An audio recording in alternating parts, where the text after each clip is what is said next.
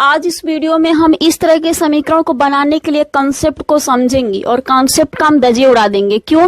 क्योंकि हम इस तरह से समझेंगे ना ताकि हमेशा हमारा काम दे, जो भी बदल के भी दे एग्जाम में या हमें पॉइंट में भी दे, लेकिन इस तरह का अगर समीकरण दे देगा तो आप कैसे सोल्व करेंगे उसके कंसेप्ट को हम समझने वाले। तो ये प्रश्नावली 3.6 का है, क्वेश्चन नंबर पहला का 6वें नंबर क्वेश्चन है। तो चलिए इसको पहले समझते हैं। इसको समीकरण नंबर 1 मान लेंगे, इसको समीकरण नंबर हम 2 मान लेंगे। ठीक है, तो क्या करेंगे हम कि अगर हम x वाले को कटाएंगे तो x वाले बराबर करेंगे, अगर हम y वाले कटाएंगे तो हम y वाले को बराबर करेंगे, है ना। तो हमें इस बात का ध्यान रखना है कि x वाला जब कटाएंगे तो हम ऐसा क्या करेंगे कि दोनों बराबर हो जाए। तो पहले हम देखते हैं, ये देखिए ये 6x है और ये क्या है 2x है ना। तो ये 6x है, ये 2x, तो देखिए यहाँ पर एक है 6x और एक है 2x। तो आपके दिमाग में एक चीज घूम रहा होगा कि अगर ये 2 है, इसमें हम 3 से गुणा कर देंगे तो ये कितना हो जाएगा, 6x के बराबर हो जाएगा। पहले से 6 था, ये 6x के बराबर हो जाएगा। क्यों हो जाएगा? जब आप गुणा कर देंगे ना तो ये 6x बराबर हो जाएगा। तो इसके कंसेप्ट को समझिए कि हम यहाँ पर 3 से गुणा कर देंगे तो 3 दूना के 6x हो जाएगा। 6x पहला में था, है ना। तो यहाँ पर हम गुणा ना करके हम कहाँ गुणा करेंगे, हम सीधे समीकरण में ही गुणा करेंगे। यही हमारा कंसेप्ट है, क्योंकि कभी भी जब समीकरण में हम कभी भी एक पद में या एक साइड में हम गुणा नहीं करते हैं, हम गुणा करेंगे तो दोनों साइड गुणा करेंगे, लेफ्ट में भी और राइट में भी गुणा करेंगे। तो इसीलिए अब क्या हो गया, समीकरण 1 में हम गुणा कर देंगे। अब हम यहाँ पर लिखेंगे क्या कि समीकरण 2 में 3 से गुणा कर क्या करने पर, घटाने पर, क्योंकि ये 6x है, ये गुणा कर देंगे तो ये 6x हो जाएगा और 6x में से 6x को घटाएंगे तो x वाला क्या हो जाएगा, कट जाएगा।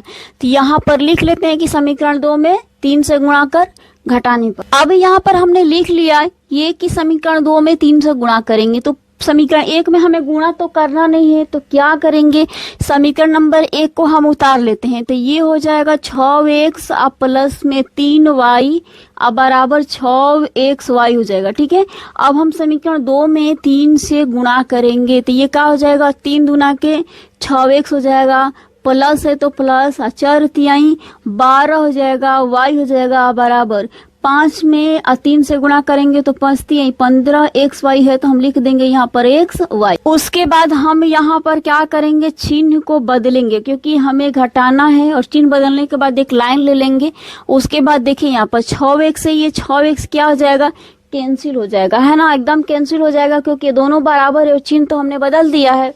अब यहाँ पर देखिए कि 3y में से 12y घटेगा तो कितना बचेगा, ये बच जाएगा 9y, और ये क्या है 12 बड़ा है तो यहाँ पर -9 ले लेंगे। उसके बाद इधर क्या हो जाएगा, 15 में से 6 घटेगा तो कितना हो जाएगा, ये बचेगा 9, xy के पद में है ना तो xy ले लेंगे, और 15 बड़ा है तो इधर क्या होगा, माइनस में होगा। अब यहाँ पर देख लीजिए माइनस से माइनस कैंसिल हो जाएगा, और इसमें भी y है और इसमें भी y है, कैंसिल हो जाएगा। इसमें 9, इसमें भी 9 एकम 9, तो यहाँ पर 1 हो जाएगा। इधर क्या बचा, कुछ नहीं बचा तो 1 बचा, और इधर क्या बचा, x बचा, क्योंकि y कट गया है। तो इसका मतलब ये हो जाएगा कि x बराबर हमारा वैल्यू निकल कर क्या आ गया, 1 आ गया।